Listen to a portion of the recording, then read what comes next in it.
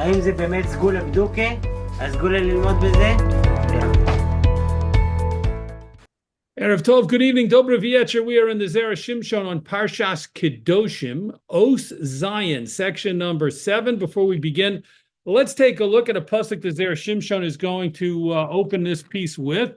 It's from the end, towards the very end of Parsha Kedoshim, Parak Chaf, pasuk Chaf Vav. It says, V'hiyisem li Kedoshim, and you should be for me holy. Ki kodosh ani Hashem, because I Hashem am holy. Va'avdil eschem min ha'amim, and I will separate you from the nations. Lios li, to be for me, or to be to me. Okay, that's our pasuk from Parshas Kedoshim, and now let's get right in to the Zera Shimshon. Again, Parshas Kedoshim, section 7. Medrash, the Medrash brings down the pasuk we just read. Va'avdil eschem min ha'amim, and I will separate you from the nations. Lios li, to be to me.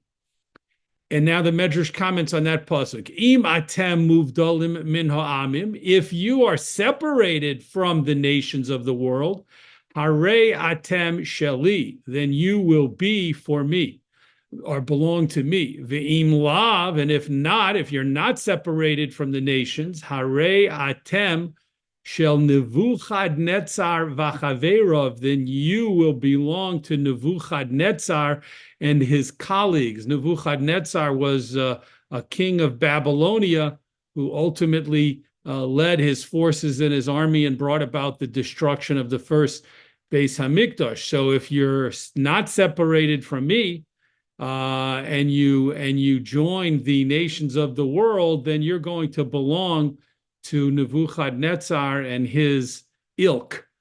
Ad kan Lashono, until here, is a quote from this Medrash.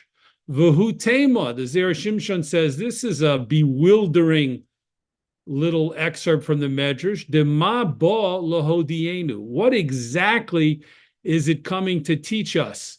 In other words, we can understand just from the pasuk itself that Hashem wants us to be connected to Him. What is it telling us that if we're not connected to Him and we're connected to the nations of the world, then somehow we'll be connected to Nebuchadnezzar? What exactly is it saying and trying to teach us? So the Zera Shimshon is his goal is to answer that question and to show us the very important and powerful lesson that comes out of this excerpt from the Medrash. Next paragraph.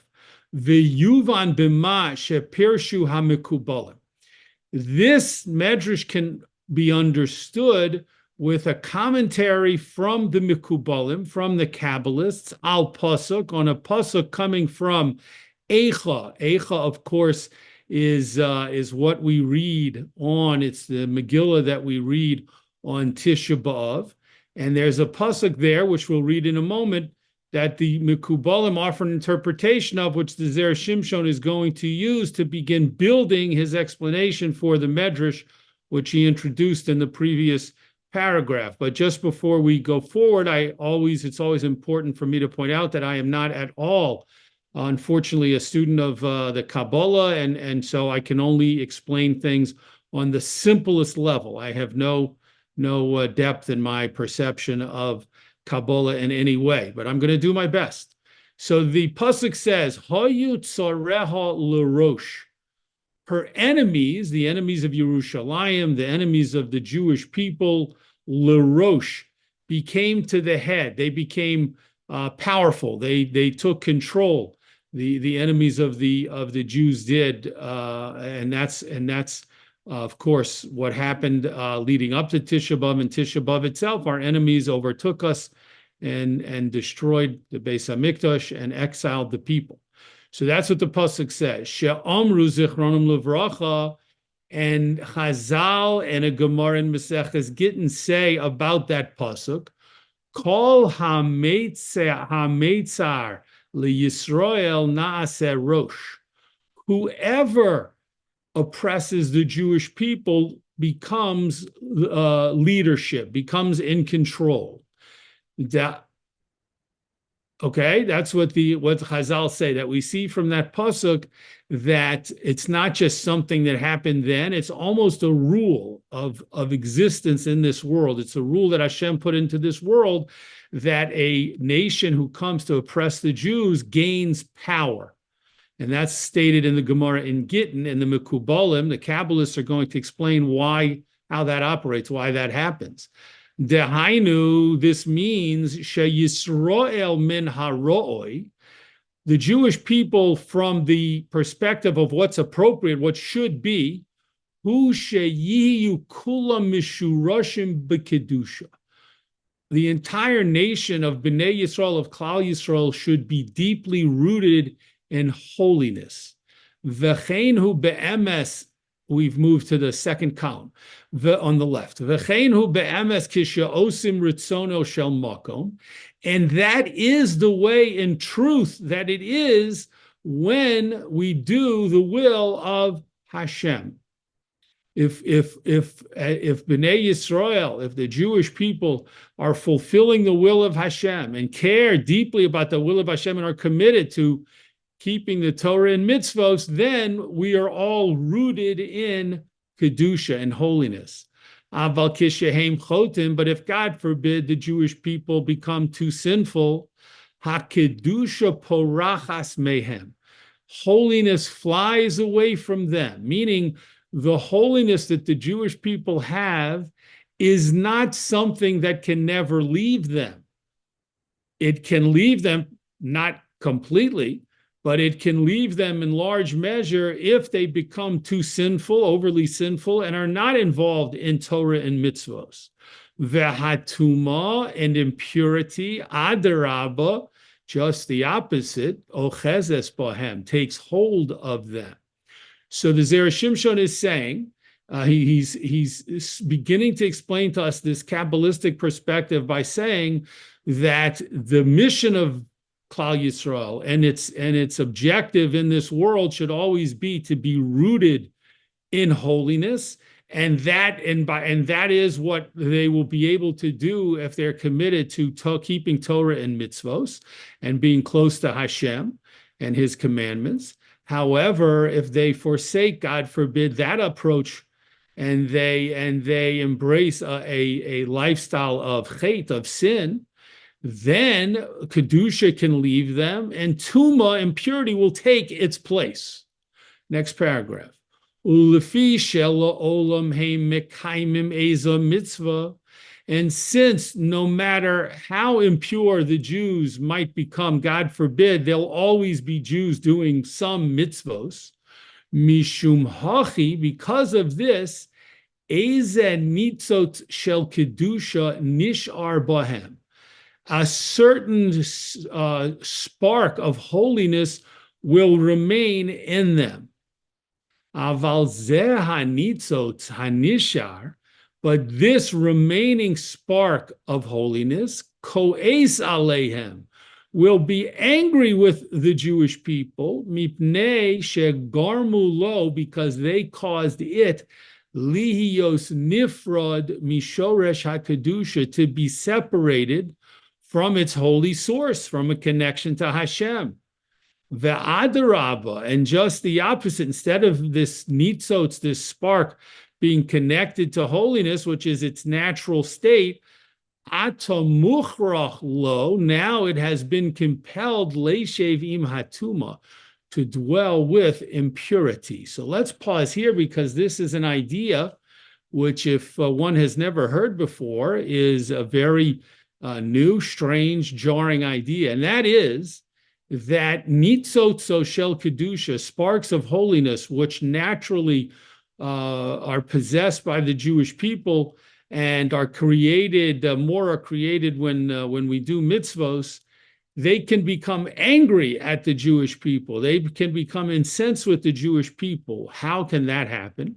If the Jews, as the Zera Shimshon said, God forbid, leave the path of righteousness and embrace a lifestyle of sinfulness, then Kedusha leaves us, and the sparks that we possess from doing mitzvos, and as the Zera Shimshon said a moment ago, there will always be Jewish people doing mitzvos, no matter how bad how low their spiritual state becomes.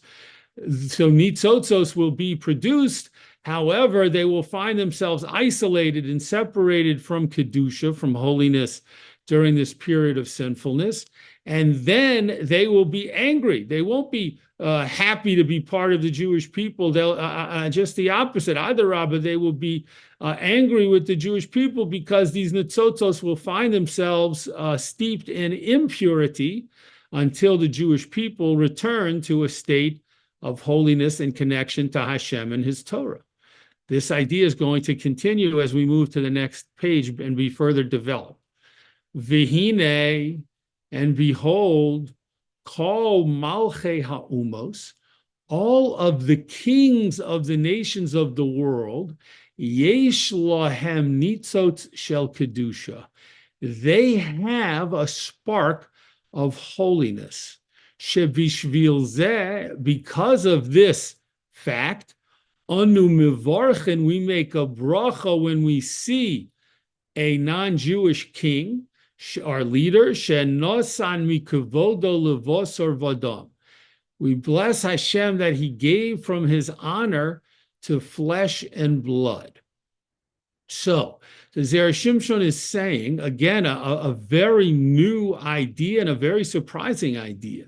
Non-Jewish leaders of the world leaders and non-Jewish rulers and kings have, in addition to all of their temporal power, they have a nitzot shel kedusha, a spark of holiness. And it is precisely because they possess a spark of holiness that we make a bracha. That's what we're talking about. That's what our bracha refers to.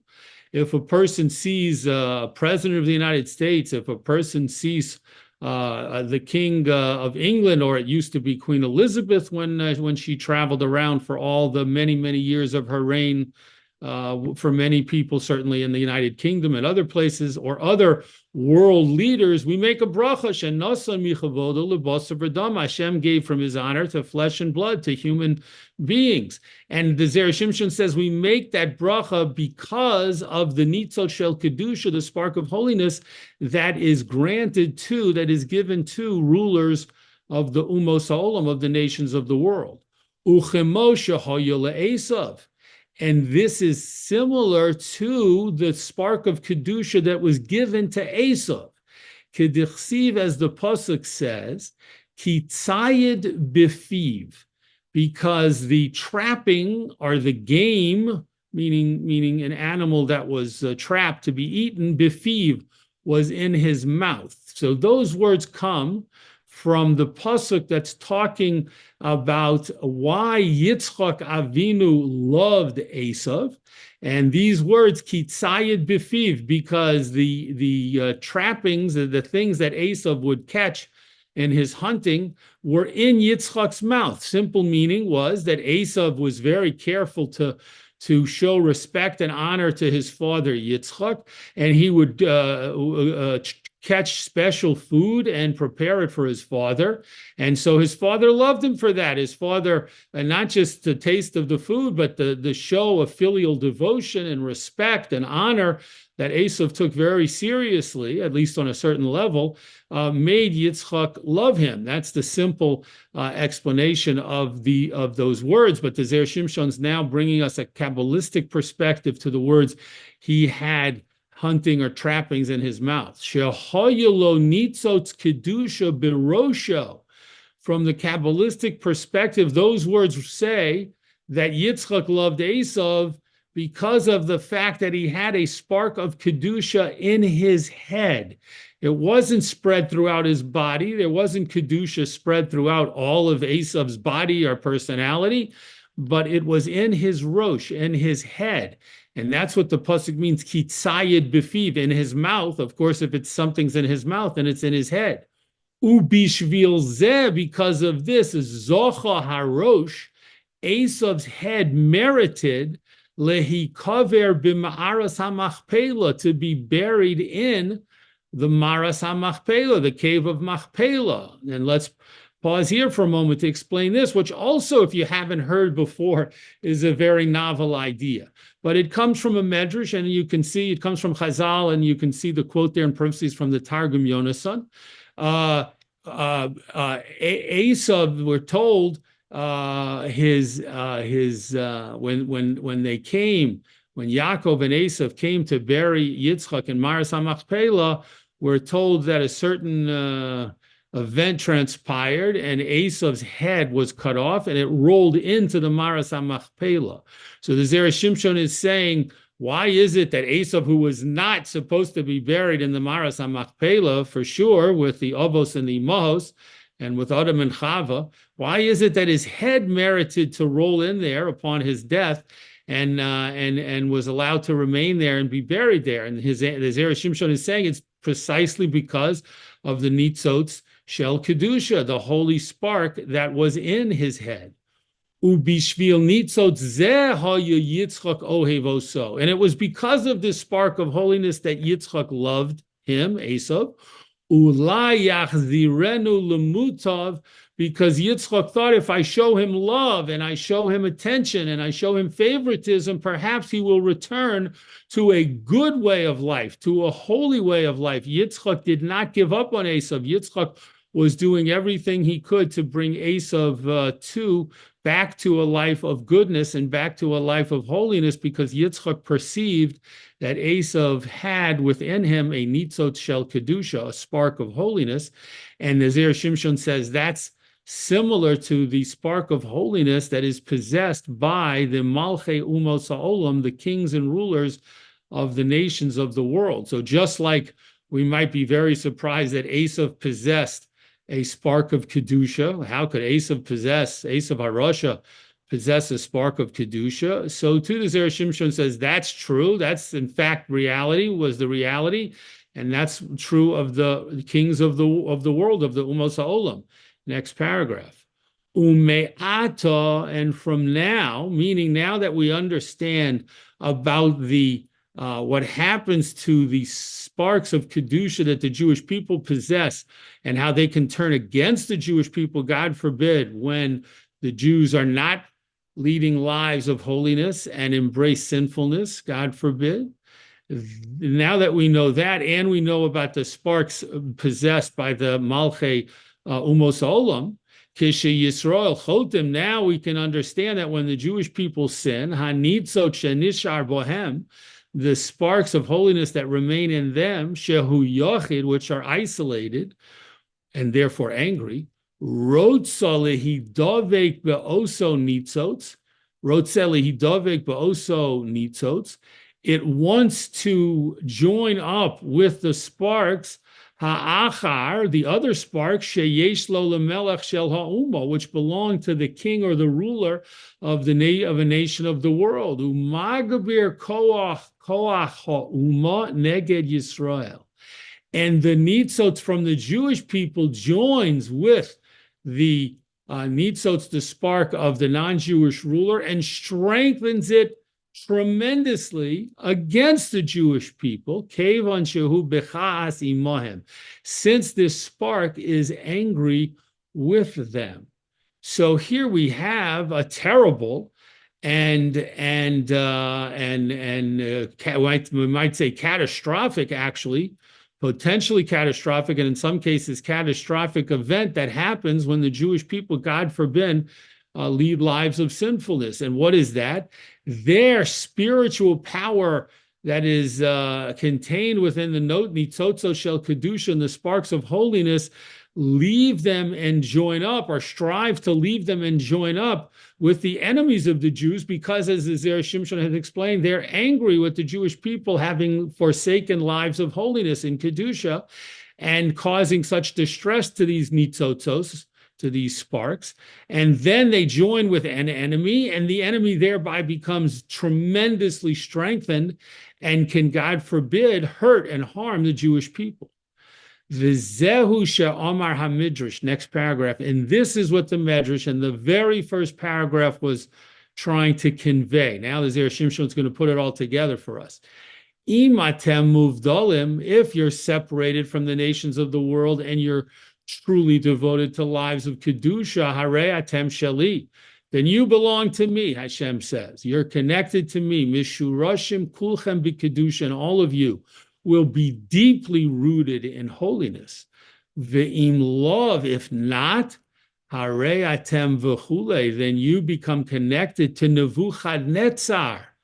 Continuing, shekevan shenidbaktem bohem, since you are clinging to the nations of the world and trying to assimilate with them, trying to emulate them and become more like them, God forbid, hanitzot shelachem, then your spark of holiness, magubir koach ha'oyev, it strengthens the strength of the enemy. It strengthens the power of the enemy.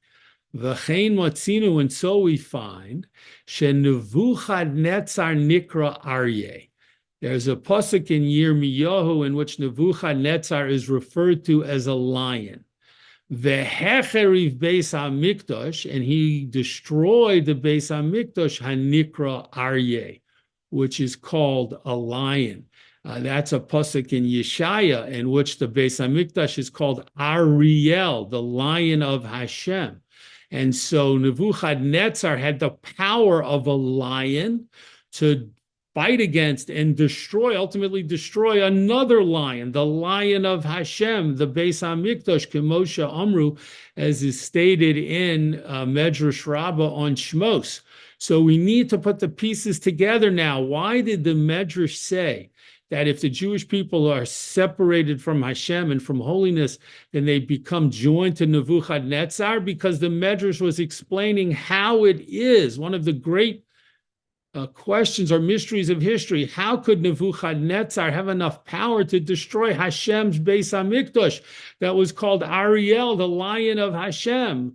No matter what happened, that should never have been possible, but it was possible, and it was only possible because Nebuchadnezzar was able to gain the power of the spiritual nitzotzos, of the sparks of holiness from the Jewish people. The Jewish people had become so sinful, tragically, that their sparks of Kedusha left them and joined with Nebuchadnezzar. Otherwise, and gave him the power to destroy the Beis HaMikdash. Otherwise, it never would have been possible for Nebuchadnezzar to have the ability to destroy Hashem's Beis HaMikdash. So that's why the Medrash refers to Nebuchadnezzar specifically and doesn't just say, if the Jewish people are sinful, then they and don't cling to Hashem, then they will join with the enemies, or they will join with the wicked of the world, or they will join with the Umos Olam. No, the Medrash is saying let me give you the most specific and potent example, which is a paradigm for all of Jewish history. Nebuchadnezzar, Melech Bavel, was able to destroy the Beis HaMikdash and exile the Jewish people only because of the Nitzotos Shel Kedusha from the Jewish people, that because of their sinfulness joined forces with Nebuchadnezzar to give him the power to do what he did. Last paragraph. Uvederech zeh yuvan nami. And with this approach that the Zera Shimshon developed, it can also be understood, Masha Omru Zichronim Levracha, what Chazal say, but Parakama de Brachos, in the first chapter of Meseches Brachos, Tzadik Mimenu Boleya, if he is more righteous than him, he can be swallowed, or he can swallow him.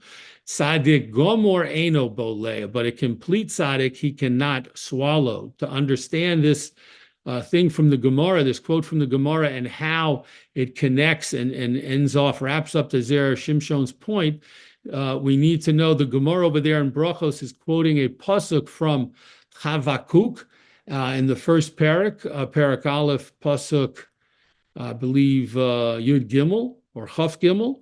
So the pasuk over there says that refers to a situation in which a wicked individual can swallow up someone who is more righteous than him.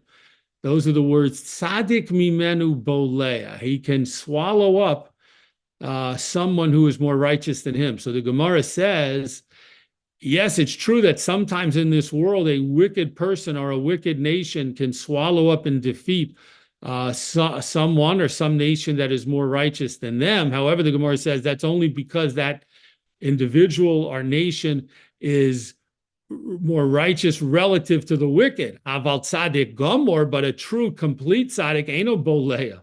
Russia can never swallow up and defeat or destroy, God forbid, a tzaddik gomor, a complete tzaddik. And that's what the Gemara learns out over there in Maseches Brachos. So the Zera Shimshon is saying, now we understand, can understand what that Gemara is saying.